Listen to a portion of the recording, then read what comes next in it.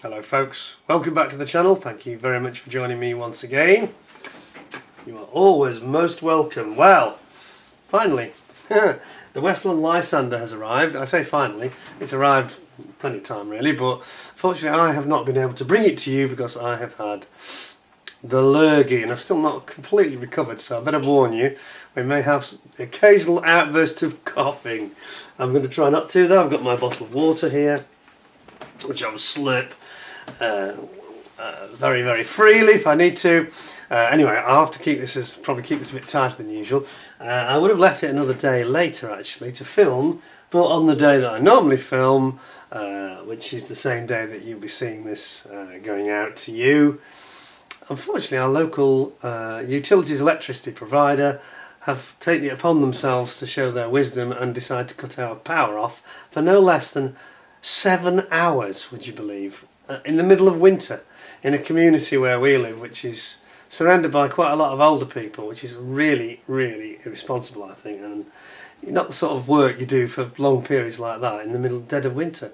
And some people have only got electric heaters, they won't be able to use those, they won't be able to cook if they've only got electric cookers and so on. Anyway, I'm not going to rant about that today, but the Lysander has arrived from Airfix, so it's the 1/48 scale Westland Lysander Mk.I/Mk.III. So I've completely avoided all of the reviews of this. So I've not seen what anybody else has said. I haven't got a clue what other people's opinions are, which doesn't matter to me anyway. I often go and check them out afterwards, but I go out of my way, and this was a classic case because I'm probably one of the latest to the punch because I've been ill.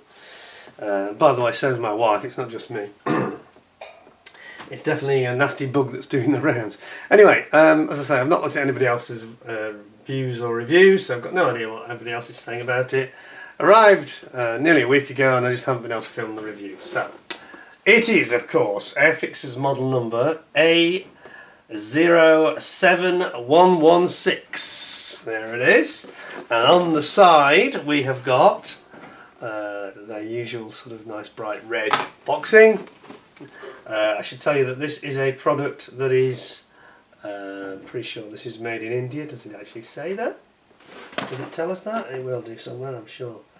Home behalf is made in India. Yep, 2024 design, blah blah blah blah blah. Yep, we knew that, okay. So, it says on the side here, we've got two schemes. First of all, we've got one which is, as you can see there, it's 16 Squadron, Royal Air Force Old Sarum, Salisbury, Wiltshire, 1938 to 39, just before the start of the war. And the 309 Polish Reconnaissance Squadron, Renfrew, RAF Renfrew, Glasgow, Scotland, 1940. Now, I'll get into that in a second, because those two airfields mentioned are both quite interesting ones. Old Sarum, which is very close to Boscombe Down near Salisbury, that dates back to the First World War, and it's almost still looks in quite a similar way. It's a grass strip, very flat, and it had these nice adjacent World War I buildings. There's still elements of them remaining, and they've now got like an industrial estate on the side of it. But it's retained its original charm, and it's still going today, in fact.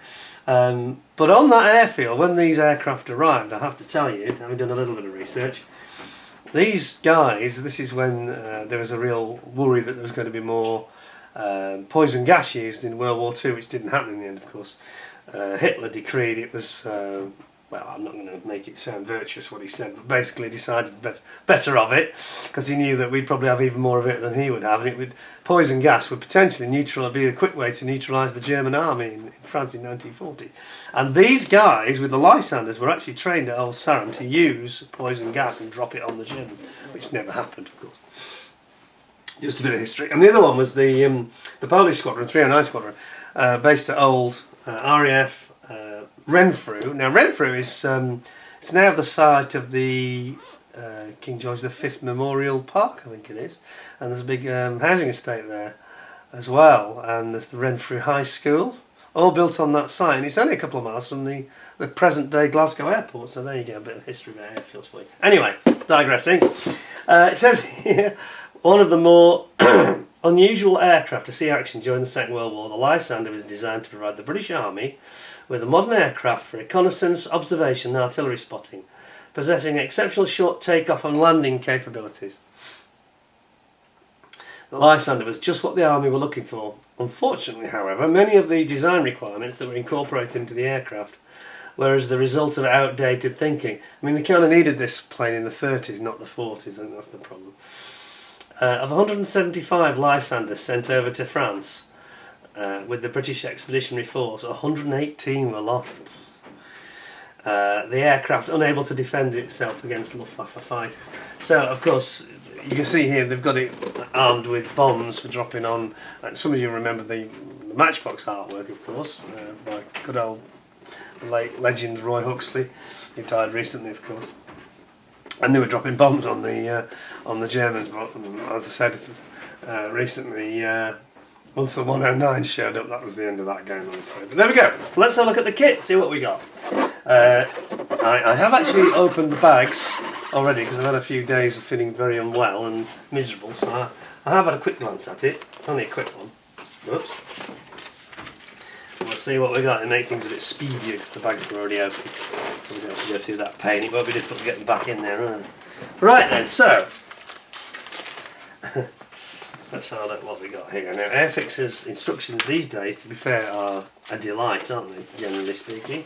So we'll start off with the markings. I'm guessing it's our friend Jonathan Mock has done these, and they look lovely. Let's have a look at these. There we go. Yeah, those look really nice. It's even got maps, look. There's a map of, well, a bit of a blank looking map of France, I think it is. Is it Belgium? Is it Belgium? Belgium, isn't it, I think? Or northern France. And then you've got a map of Scotland, whoops. For the guys at Renfrew, you've got the map of Scotland. Got some instruments there as well. And yeah, and you got your Polish emblem there with your white and red crosses. Very nice, all very straightforward stuff, looks beautiful. What does it say here then? Let's zoom you back.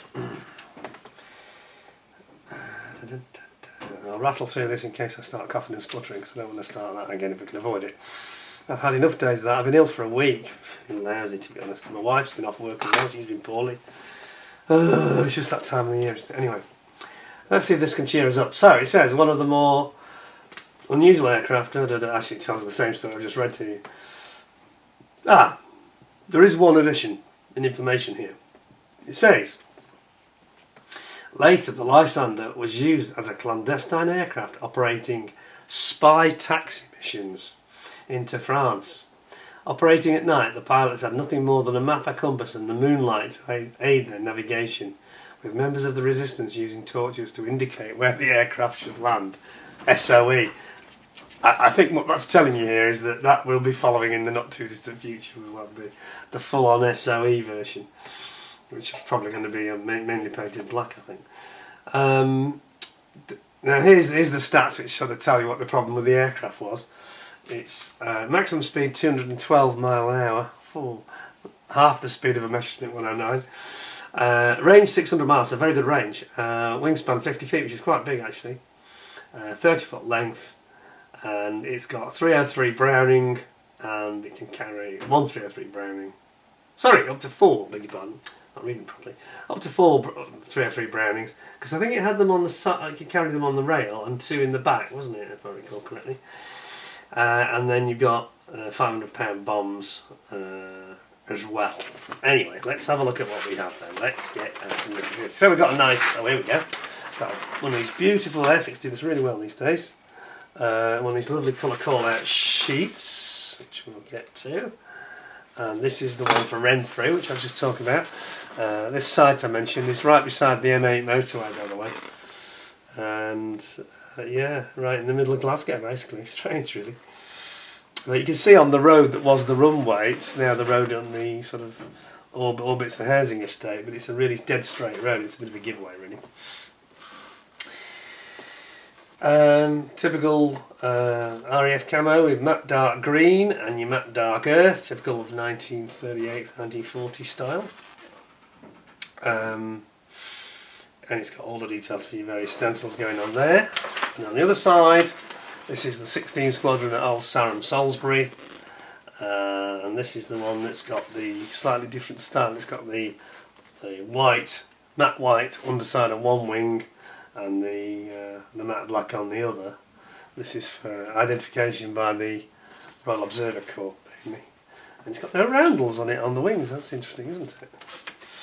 And this is the one that might have been trained to drop the deadly gas. I don't know. I quite like that one, actually. I quite like that one. Very nice. Nice colour call-outs. I like that. Right, that's good. Let's have a look at the instructions. Let's get right into it. So, oh joy, it's one of these aircraft where you're going to be sitting on a fuel tank. Here we go. So you build your fuel tank, complete with the pipes that go into it, which looks quite detailed. Then you're going to fix this to the sort of floor of the main fuselage.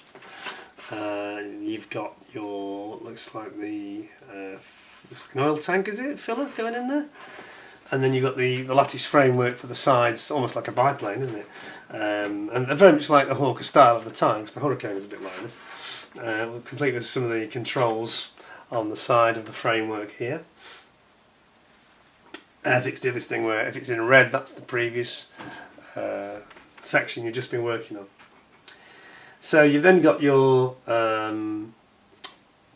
all the framework that goes inside, all the way to underneath the back of the fuselage, including where the tail wheel is going in. And then you're going to repeat the sort of process on the opposite side, and again adding in various instruments and controls on the opposite side for the pilot. You've got your map readers table, which is for the sort of navigator and gunner in the back, and then you've got this mounting that's going to be going in there for his guns as well. It's quite a lot of framework to be put in. This, I'm pretty sure here, is the drums, ammunition drums for the 303 Brownings, and then here you've got like a very World War I almost wing that wing style, isn't it? For your sort of scuttle surround of where the pilot sits. And then we've got the pilot seat, either with or without pilot. You get pilots in this, by the way, we'll talk about them later, but yes, you've got a choice. So without the pilot, you have the belts, and if the pilot's sitting there, you just have the smooth seat. Well, smooth, but it's contoured nicely. And it's got armrests and everything. Looks quite relaxing and comfortable, to be fair. Same with the gunner's seat at the back, and then you can see there it goes in as shown. And again, they're doing a bit of Zokimura here, which Airfix are very good at, showing you exactly how it should look, not like Edward and others who just leave you to completely guess. And don't even get me started on kinetic, anyway. Then on the front here, we've got the front bulkhead coming in, and we've got... Is that another... Are those mines? I'm a little bit confused what I'm seeing here. You know, Airfix could do one thing for us in the future. They could actually label things. That would be nice. Here, what are we looking at here? They almost look like mines, or are they more drums, machine gun drums? I think it's ammo drums. And this is the I think the radio position for the radio as well. That's it. And then you get instrumentation, and you get your yoke coming in there. And then you've got a few little areas you need to cut away just to make room. There's a little flap there, an exhaust flap I think it is, or a breather on the side going in. Same on the opposite side of the fuselage, and then you've got a hole or two to drill as well. And then ultimately you bring your outer and inner fuselage together. Bringing in your opposite fuselage side on the starboard side in here. You've got your cowling at the front, you're going to go down just ahead of the windscreen there. And then you flip it upside down, and underneath we've got this underside underneath the lower fuselage. And then you've got your legs, basically, your supports for the legs. Going in here, you've got your horizontal stabilisers and your rudder all going together there. And you've got a choice of landing position or flying position, which is quite cool. I like that, having a choice, that's nice. It's good that Airfix provide that, because a lot of people don't at this scale. And then you got your rudder going in. Don't think that's poseable, but I don't know, that's quite as critical. And then we get to these sort of spats which go around the wheels, which have multiple functions. They have lights built into them. There's like a wheel arch effect internally. You've got a couple of holes to drill here. Drill a gun hole. Yes, that's right. I was right about the guns. So some of them have a Browning in each wheel spat, as well as the two up top. So it's got a few guns to defend itself with, just not enough. Not enough at 200 mile an hour.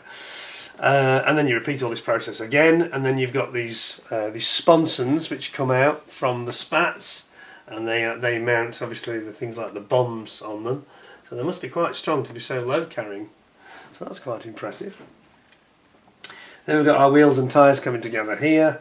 I noticed that Airfix have got this notch system, which at first I didn't like the idea of, but I think it's not a problem because it's hidden by the wheel spats. So it's not an issue really. Well, it certainly is if it has the wheel covers over it, the aero wheel covers, which you'll see in a second. So you're putting those together on both sides, then you bring the wheels into your spats, and here are the aero wheel covers I just mentioned, which obviously reduce a lot of drag because this does not have retractable undercarriage. Got your tail wheel going in there. It looks like a gun sight going in at the front. Then we've got our pilots. We've got the pilot and the gunner coming together. So we start with the pilot here. It nicely shows the correct position for him there. Then we've got our gunner. And again, we've got him in 4 pieces. And he's going to go into his position. Whoops. He's going to go into his position there. And again, it shows you exactly what the angle and attitude of the gunner should be. And here you've got your Browning. Is that Browning or Lewis? That's a Lewis gun, isn't it? These are Brownings here. That one's a Lewis. Not sure which I prefer really. Whether I want 2 Brownings or 1 Lewis, I'm not sure. But you've certainly, obviously the 2 different versions have got 2 different options. That goes in there, and then it's talking about when assembling this model with the rear canopy open, fit the gun options at the end of the build with a different gun mount. Refer to step 118 on page 16. So it's just giving you a heads up. Unlike we had with our recent ICM kit with the flat cannon, when it told you to build it all up and then it started backtracking a bit too late and you glued it all. Anyway, and here we got the canopies coming together. Let's hope the clear parts are good, because that's sometimes that's a bit of an Achilles heel with some Airfix kits, but we shall see. Then you're building up your wing spar, which is sort of attached to the main, this main sort of bracing here, and your spar gives the strength to the wings, of course, and it has an actual piece of glass over the top, like a greenhouse over the top of it. Then you've got your obviously that's with the closed canopy, and then you've got the open canopy option here. So you just need to plan ahead when you're doing this really. Scheme. So you've got scheme A. It's confusing because you've got 2 options of open or closed, and then 2 different versions where which actual aircraft you're going to represent. So you go through that process depending on which one you want. You've got this little window, like an observation window at the back with the tail, which is kind of tricky. I bet it's quite a struggle to get in there, but of course this is very much with the idea of being able to pick people up and drop them, give them a window to look out of. So this is when you've got your spies stowed away looking out the window at the back. There's a window underneath it. Or is that a light? It's a light, I beg your pardon. And then we've got a couple of holes to drill in our wings, and it looks like we've got some slats. Have we got some slats? Yeah, I think we have. We have, yes, look at this. Got flaps, slats and ailerons, which is really nice at this scale. That's excellent. Yeah, I'm pleased with that. That's excellent. That's going to look really good. You get lots of options on this kit, then posability options. And where's your oyster? You got your indicator lights at the end of the wing. You've got a couple of pitos there, 2 different types of pito. Your big cabane strut that supports the wing underneath. These are huge, meaty struts on this plane. They take a lot of the shock, because obviously it has to be slightly flexing, this aircraft, in the way that its undercarriage works as well. So everything sort of flexes together a little bit. It's almost like a shock absorber system.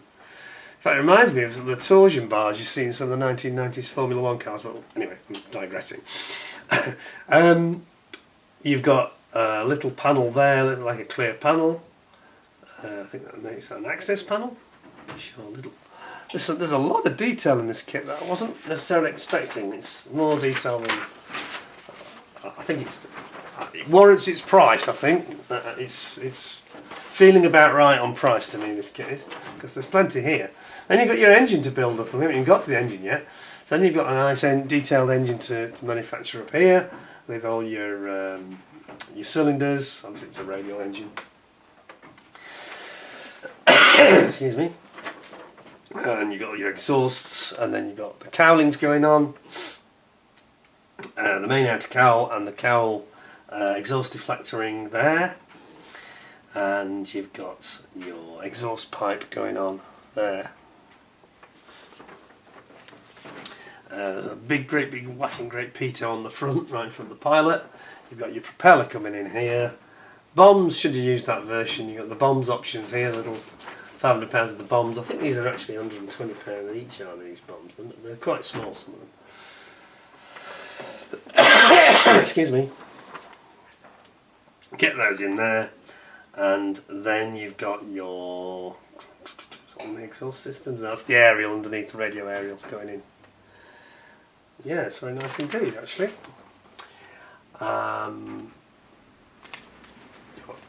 Just like another radio aerial at the back. And I think this is a camera. I think this is a camera here. Interesting.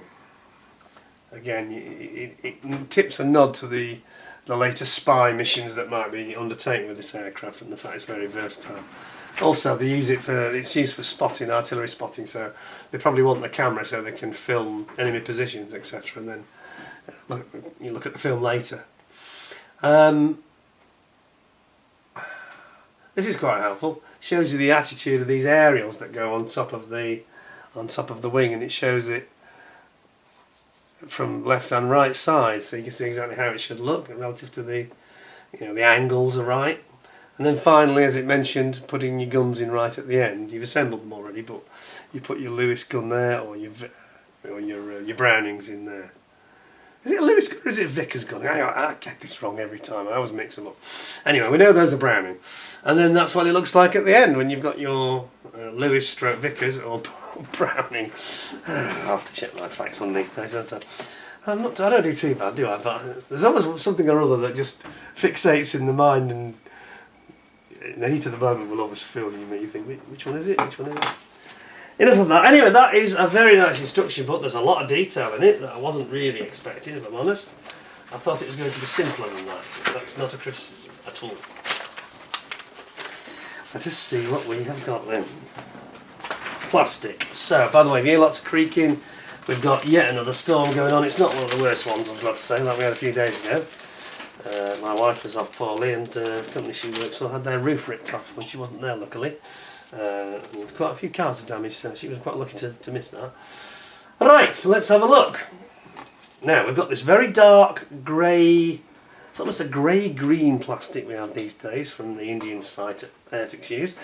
And it's much nicer plastic than we used to have. I think everybody's in agreement on that.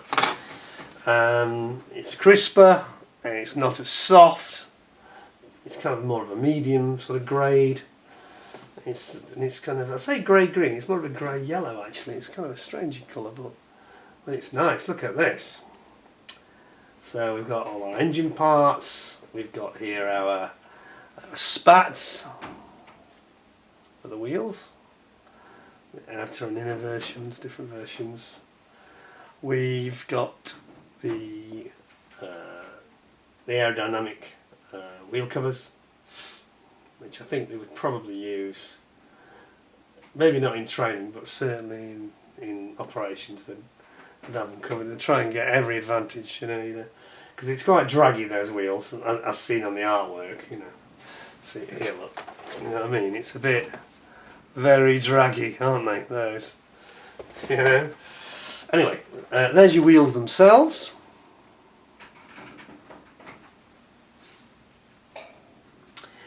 And then we've got various, the tyres, for example, here, which are weight on wheels tyres. That's nice.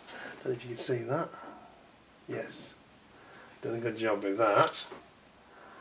And there's two different types of wheel hub, and then you've got all your cowls over here as well for the engine.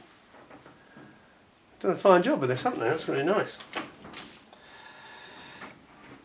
Now, we'll just say that in terms of the packaging of this kit, there's been a bit mixed feeling about it. I quite like it, to be honest, because it has got very quiet bags. They're not resealable, which is a shame. At least they don't make a terrible racket when they shove them back in. But they are a bit over bagged again. Can you see that? And one or two of you now complained to me last week, saying that one gentleman had his quite badly damaged. A few parts were damaged because he said it had rattled around too much. It would be nice if they could actually tailor the bag slightly more, but anyway, we'll see. I have to say, at least mine's easy to get in and out now, pre-prepared. Let's have a look at this then. So this is where we get to the real nitty-gritty with the actual fuselage, and I think this is going to impress you because I think they've done an excellent job. It's very, very nicely moulded. There's lots of detail.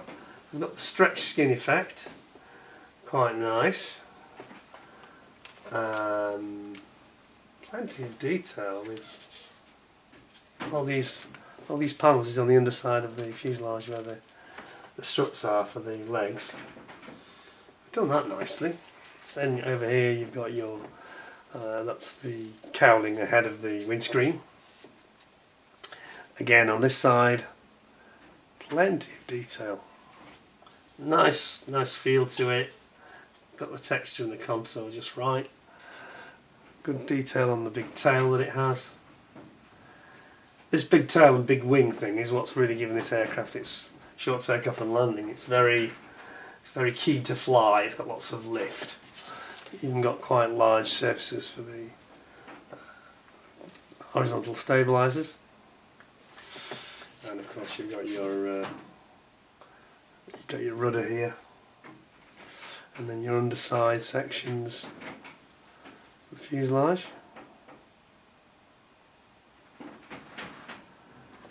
Yeah, a bit of flash there. We'll just that off. But yeah, that's really nice. And then also in this bag we've got the wings, and these look absolutely delightful. Look at this. So what have we got here? Got some nice, beautiful engraving. As good as anybody, really. That I'd say. Very nice. You've got all these little tiny round access hatches, checking things like the fuel. And then underneath, it's the same again. Even more detailed, I'd say. It's a nice kit, isn't it? It's looking good. If we can just keep going at this rate and not have any horrible surprises, I think we're going to be very pleased with this. And then you've got your flaps and your slats over here, ailerons.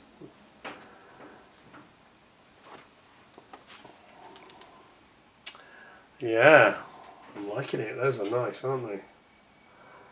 Very nice. So the plastic's got a nice feel to it. It's kind of a slightly darker looking version of Tamiya plastic, I'd say. Got a similar feel to it, I think. Certainly not like that horrible blue tacky stuff they used to have. They used to have fenders. Didn't glue well either. Anyway, so they're really up the game here. Whoops. Where it belongs. Now, a lot of the small parts. First of all, there's a lot of detail here. So now there is just one small negative. It's not a major deal killer or anything, deal breaker. It's just that they've gone for this sort of a Zokimura style of trying to avoid ejection pins, which is fair enough, especially, and you have to really when you've got a lot of complex sort of lattice work like this. So they've gone for these ejection lugs. My only beef, to be honest, it's only a small thing, it's just that there's a hell of a lot of them. Have a look at this. You're going to need to do quite a bit of work to clean it up, that's all. I think there's a lot there. I don't think I've ever seen so many on a part. How many have we got? Let's count them. 1, 2, 3, 4, 5, 6, 7, 8, 9, 10, 11. 11 on that one. Yeah, slightly less on that one. 11's quite a lot, and you know, it's a little tricky. You've got to know which ones to take off, which ones to that are part of the design. But there is quite a bit of cleanup there. There's a lot of lugs, Anyway, here's these great big chunky Cobain struts which support the actual wing, and obviously attach it to the struts that form the legs for the undercarriage. Nicely moulded though. Look at that. See the detail there? All the riveting on it. That's really nicely done. Yeah, I like that. And then we've got various elements of this internal structure underneath the cockpit area, and you have got the cockpit floor area itself here. But it's very crisp and clean moulding, not like Airfix of the 1980s and 90s, which would just be a complete flash fest a lot of the time. This is really very clean, isn't it? Crisp. If I was going to be super critical, I'm not trying to be, it just reminds me of Mk.I one other way. It's a little bit softer, I think, the moulding. Here and there. A little bit softer than you get from like Edward or Mizukimura or even ICM, I think. But it's more than good enough at this scale, I think. More than good enough. Yeah, I like it. I think that's really nice. And then, last sprue with all the small parts on. And this has got a lot of small parts, so we'll get in and have a really close look at these. We've got all things like the seats. And that's really nicely done. So you've got the top one has got the belts and the one below no belts. Then we've got our instrumentation. And you've got a lot of small parts here. More parts of the seat there. And you've got your bombs. Bomblets is probably a better description. They're pretty small, aren't they? I mean, are they even £100 bombs? I can't believe they are. Very, very small, like a bomblet, World War I fashion. Then you got the bigger ones here, which look like a, maybe, I don't know, £250 bomb, something like that.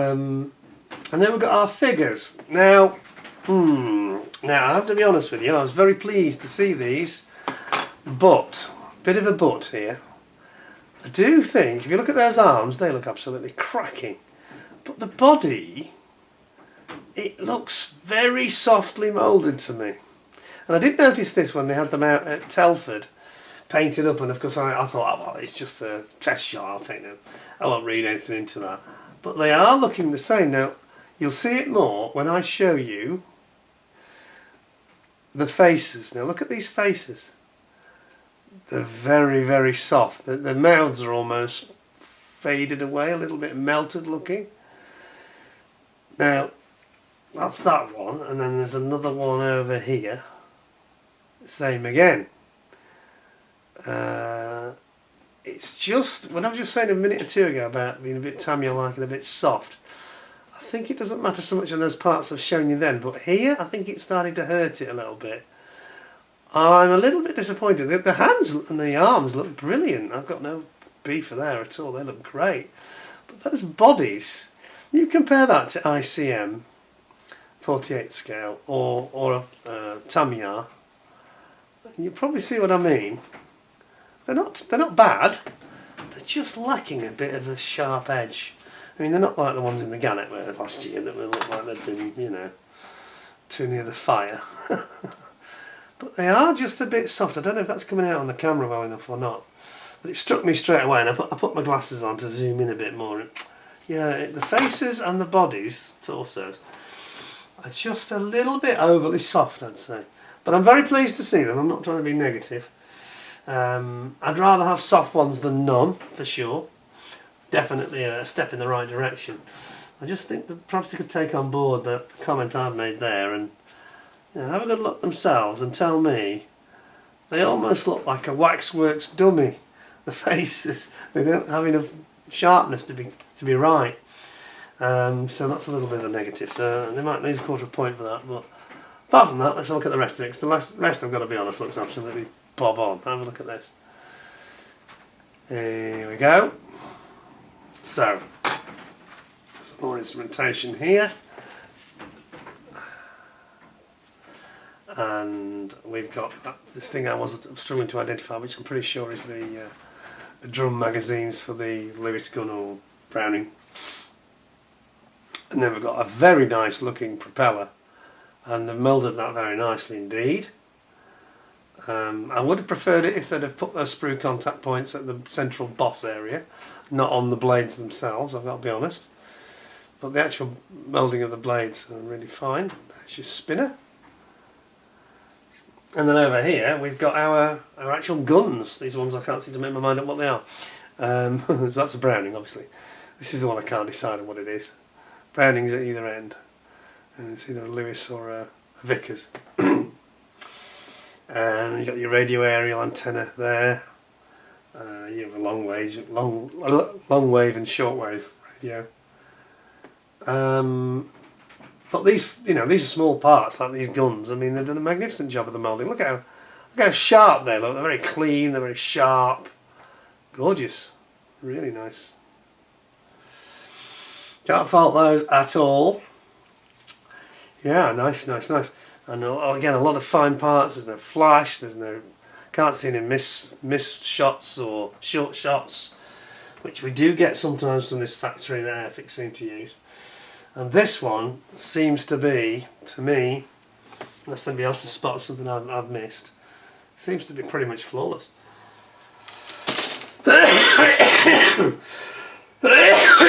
Excuse me. I'm nearly finished. I'm going to go have a drink in a minute. Not that sort of drink, I just mean a cup of tea, Yeah. I've been feeling so lazy, I've been a bit off the alcohol, I've got to be honest. Not completely, but I've not been having much of that. Lots of fresh tea and fruit teas and ginger tea and all sorts of stuff. Mint tea. So finally, maybe I shouldn't have wait till the end, because this could make it... I think it's fair about the... so the only criticisms I've made so far, I think there's too many injector pin lugs. It's only on a couple of parts that annoy me. It's only isolated, we could say. But there's that, and of course those pilots seem a bit softly moulded up. So let's have a look at the clear parts and see what we've got here. This is the final moment, critical moment, you could say. Let's have a look. Now then, I think, well, what do I think? I think those look pretty good. I think those look excellent, in fact.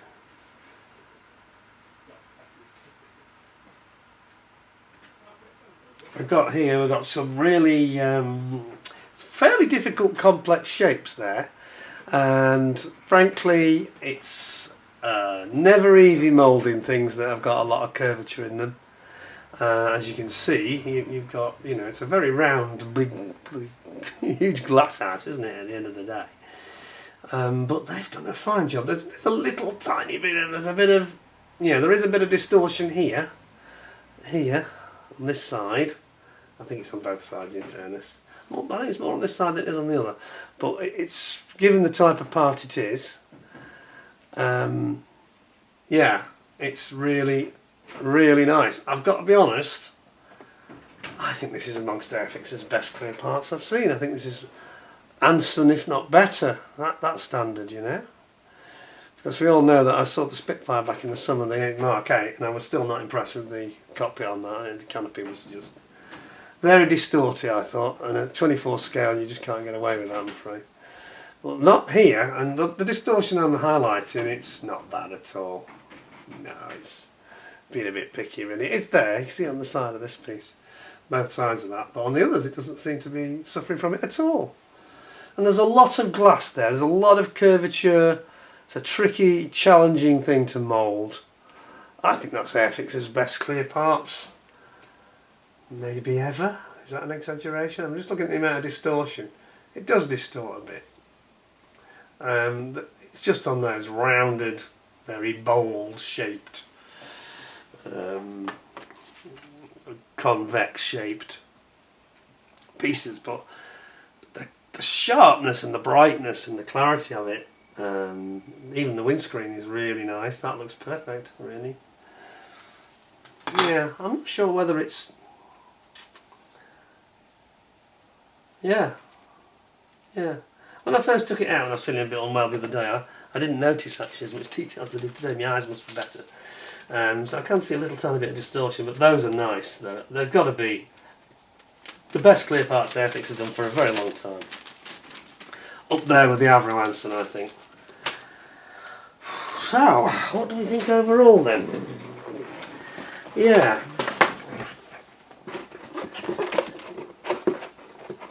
I think that they've done a better job of this than I was expecting. I thought it'd be a good job, but it's actually really superb. It's got that. It has got that. Oh, hang on a minute. Wait, well, hold on a minute.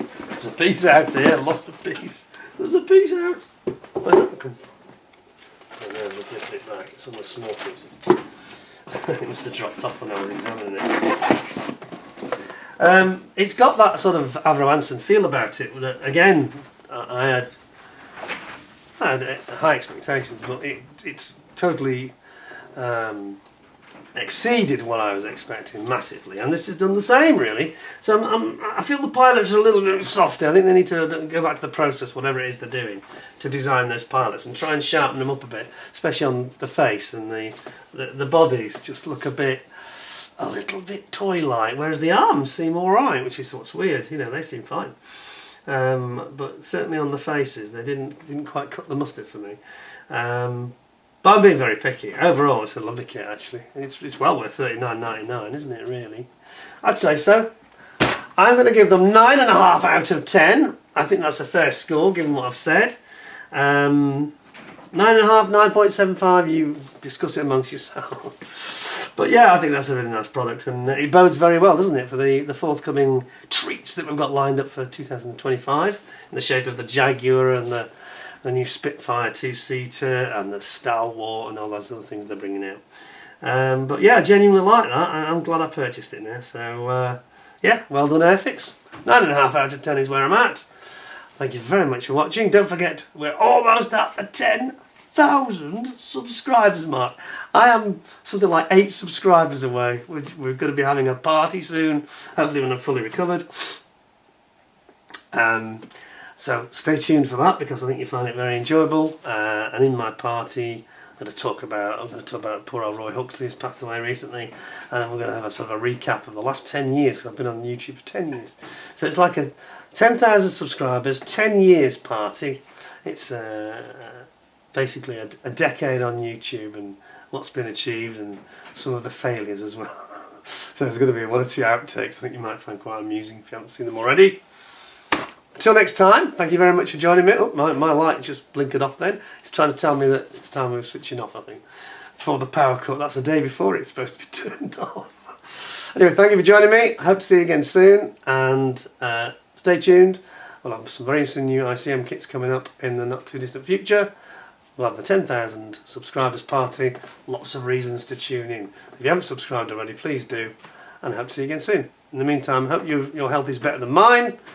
And please take care of yourselves, stay well, stay safe. Thanks a lot. Until next time, bye for now.